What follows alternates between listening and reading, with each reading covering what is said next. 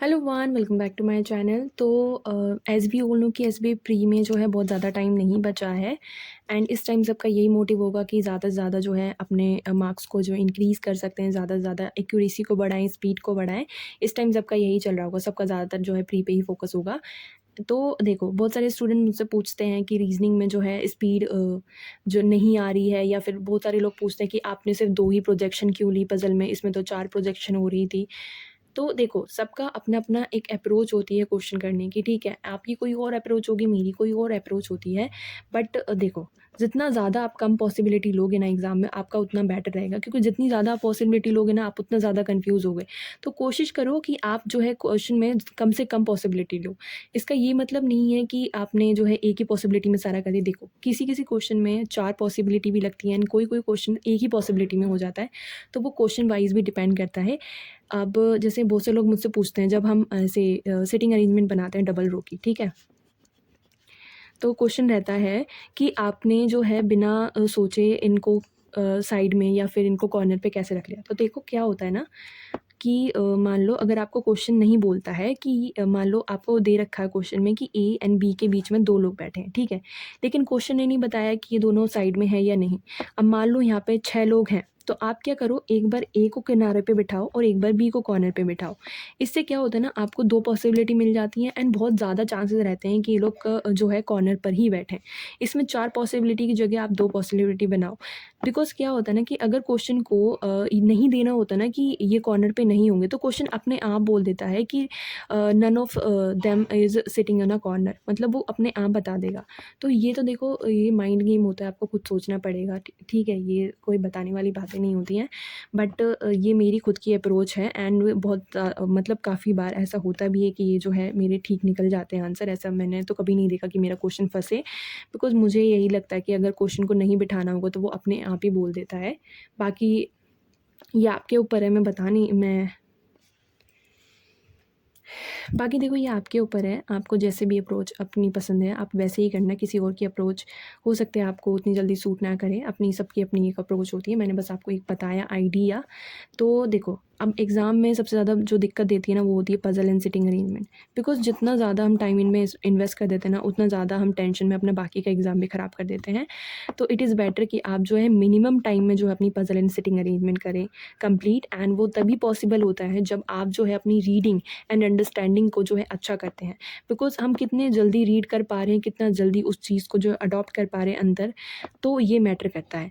And बहुत सारे student ऐसे भी होते हैं जो अपने नोट्स बनाते जाते हैं, तो ये भी अच्छी चीज़ है। अगर आप अपने साइड में नोट्स बनाते जाएँ कि हाँ भाई, क्वेश्चन में दे रखा है कि ए और बी के बीच में 2 लोग बैठेंगे, तो ए और बी में आपने ऐसे करके 2 लोग कर दिए। तो ये आपके ऊपर है, जितना ज़्यादा आपको अच्छा होगा उतना ज़्यादा ठीक रहेगा। तो अभी मैं आपको सोर्सेज़ बता देती हूँ जहाँ से आप मैक्सिमम जो है पज़ल एंड सेटिंग अरेंजमेंट का या फिर बाकी के जो है मिसलेनियस पार्ट की प्रैक्टिस कर सकते हैं। तो ये देखो, स्मार्टकीड़ा का स्पीड ड्रिल है।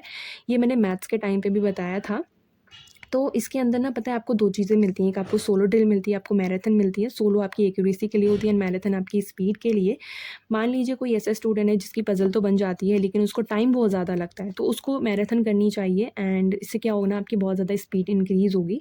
तो अभी मैं आपको दिखाती हूँ इसके अंदर। तो देखो, इसमें आपको ना 3 टाइम मिलते हैं। आपने जैसे मान लीजिए आपने 7 मिनट चूज़ किया, तो 7 मिनट में ना आपके ऊपर है कि आप कितने ज़्यादा मैक्सिमम क्वेश्चन कर पा रहे हैं, ठीक है? तो अभी मैं आपको ये सोलो ड्रिल का करके दिखाती हूँ। इसमें आपको तीनों सब्जेक्ट का मिल जाएगा। मैं रीज़निंग का करती हूँ। तो मान लीजिए मैंने लिया पज़ल, ठीक है? तो यहाँ पे 7 पर्सन है, different height so that no 2 person have same height, ठीक है? S is shorter than L, तो ये S is shorter than L. Who is taller than only 3 person, 3 person. C is taller than Y, C is taller than Y but shorter than S. ये ऐसे करके हो गया, ठीक है? The height of the third tallest person is 5'8", which is 7 person है। 4 ये हो गए, 4 3 7, 3 and that was shorter. T is just taller than R, whose height is 5'10", ठीक है? T is just taller than R, यहाँ पे लिखा हुआ है T is just taller than R, क्योंकि यहाँ पे इसकी 5'8" है and the height of the third tallest person which is 1/3 more than the shortest person. 5'8" है, 1/3 यानी कि 5 और 4, 4 and 5, ठीक है? और यहाँ पे R की दे रखी है हमें 5 and 10. What is the possible height of L? L की 5 हो सकती है हमारी, ठीक है। Height of how many person is more than 5'10"? Only one. C is 5'4" tall, then what is the possible height of L? 5'4" तो 5'6" हो सकती है। एंड यहाँ पे दे रखा है हमें, कहते okay 6 person are playing a game with the dice, as dice have 1 to 6 number written on each of the surface. The lowest number is 1 and the highest number is 6. तो 6,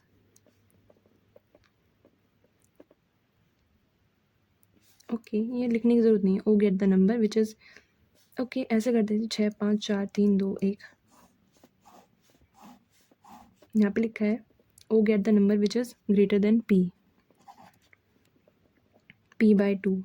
तो ऐसे हो सकता है p या फिर OP, क्योंकि 2 का गैप है। OP ऐसे भी हो सकता है।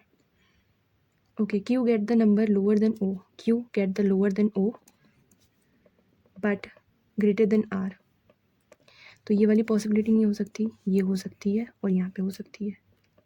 I gate the number greater than M, R जो है M से ग्रेटर देन आएगा, N get a number greater than O। एक मिनट, यहाँ पे 2 का गैप तो यहाँ पे भी आ सकता है, ठीक है। Q और R गेट Q R और M, ये बन गई हमारी third lowest number on a dice. P get the third lowest number, ठीक है। तो यहाँ से आपकी ये भी हो जाता, who get the lowest number in a game? M। Okay, 5 friends appear in an examinations and score different scores, 100, 19, 80 and 60 and 65, ठीक है। यहाँ पे लिखा है C scored lower marks, C scored lower marks, 5 students हैं, 2 3 4 5। A scored neither the highest nor 90 marks।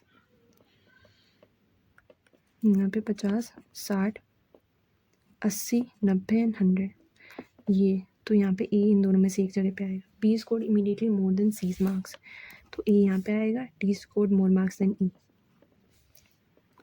who scored 90 marks? E। Okay यहाँ पे there are 8 person, ठीक है। लिव इन 8 स्टोरी बिल्डिंग, 8 7 6 5 4 3 2 1, ठीक है। यहाँ पे there 8, okay B live in the on even number floor, B even है above the, okay above the 4th floor, तो इसकी ज़रूरत नहीं है। यहाँ पे इन दोनों की पॉसिबिलिटी बनेगी। 1 person live between B and F। अब यहाँ पे एक और चीज़ बन सकती है, BF ऐसे भी हो सकता है, B and F। G live on the odd number floor and there are 2 person live between G and F।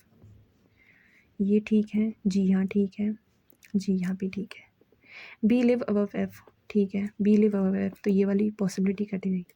G does not live on the floor number 1, ये भी कट गई, ये बची खाली।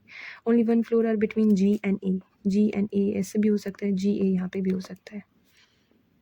D live in the even number floor above G, D even पे आएगा, तो यहाँ पे इवन यही है खाली। Only 1 floor between D and E, D और E में एक फ्लोर है। C live somewhere above H, C live somewhere above H। E does not live in the lower most floor, है ही नहीं लोअर में। एंड लिव अबव A, ये वाला correct होगा क्योंकि E जो है ना वो A के अबव है, ये वाला गलत हो गया। Who among the following live on the floor number 7, floor number 7 C। How many person are live between F and A? 2 3 4, ठीक है। How many person are live above G? Live above G 2 2 4 1 5। Home the following live on the floor number 5, floor number 5 पे H। Four like an certain with form a group does not belong that group. B even है, F even है, D भी even है, G odd है, ठीक है। तो अब यहाँ पे मेरी कंप्लीट हो गई है। यहाँ पे मैं टाइम देखती हूँ, देखो 5 मिनट 22 सेकंड के अंदर मैंने जो है 10 क्वेश्चन किए। आई नो ज़्यादा टाइम है, इससे कम टाइम में लगना चाहिए, तो ये आपके ऊपर है, आप कितने जो है मिनिमम टाइम में इसको करते हैं। तो देखो इसके अंदर पता है क्या है, ये वाले क्वेश्चन जो थे 1 नंबर के दे रखे थे, बट एग्ज़ाम में ऐसे कम ही आते हैं कि 1 नंबर में इतनी बड़ी कोई पज़ल दे दे। 1 नंबर में पज़ल बहुत कम आती है, पज़ल के मैक्सिमम आपको 2 या 3 क्वेश्चन मिल जाते हैं, तो ठीक है। बाकी आपको क्या करना है, आपको और मिनिमम टाइम के अंदर इसको करना है। जितनी ज़्यादा आप प्रैक्टिस करोगे ना उतना ज़्यादा आपका अच्छा हो जाएगा, ठीक है। तो अब इसमें मैंने एक बार जो है ये पज़ल कर ली है, तो अब मैं इसमें कोई मिसलेनियस का टॉपिक लेती हूँ, ठीक है। मिसलेनियस का टॉपिक कौन सा लूँ? इनइक्वालिटी ले लेती हूँ। देखो क्यू एंड टी, क्यू से टी पे जाना है, क्यू से पी, पी से टी हो जाएगा। वी से एस, वी से एस पी, वी से एस नहीं होगा, ओनली वन। फिर है डब्ल्यू से बी, डब्ल्यू से के, डब्ल्यू से बी जाना है ना, मैं डब्ल्यू से वी के लिए, डब्ल्यू से के और के से आर नहीं होगा, ये होगा ही नहीं। ये है डब्ल्यू से जेड और जेड से बी नहीं होगा। आर से डब्ल्यू, आर से डब्ल्यू को जाना पड़ेगा, आर से के और के से डब्ल्यू, ये भी नहीं होगा, इसमें नीदर है। बी से ए, बी से ए हो जाएगा। टी से एम, टी से एम नहीं होगा। एल से सी, एल से सी के लिए जाना पड़ेगा, एल से ए एन ए से सी हो जाएगा। एक्स से जेड, एक्स से जेड के लिए जाना पड़ेगा, एक्स से सी और सी से जेड भी हो जाएगा। एम से सी नहीं होगा, एक्स से जेड नहीं होगा, एम से सी, एम से ए एंड ए से सी, ये भी नहीं होगा, ओनली वन है। सॉरी, सेकेंड एंड थर्ड क्या निकालना था इसमें? Okay okay okay, do not follow the given options. Okay, do not follow निकालना था, मैंने फॉलो निकाल दिया। आप पहले पढ़ लूँगी question, answer the basis on the information. Okay, T R, T A, T A E हो जाएगा, नहीं से ए ओनली वन। एम से जेड, एल से ओ, एल से ओ इधर। यहाँ पे निकालना है पी से एम जो है ट्रू बने, ये हो सकता है, एंड ओ से एस करेक्ट बने, डब्ल्यू से सी, डब्ल्यू से एन और एन से सी नहीं होगा। एच से ई, एन से एच से ई के लिए जाना पड़ेगा, एन से ए, एच से एन और एन से ई सेकेंड हो जाएगा।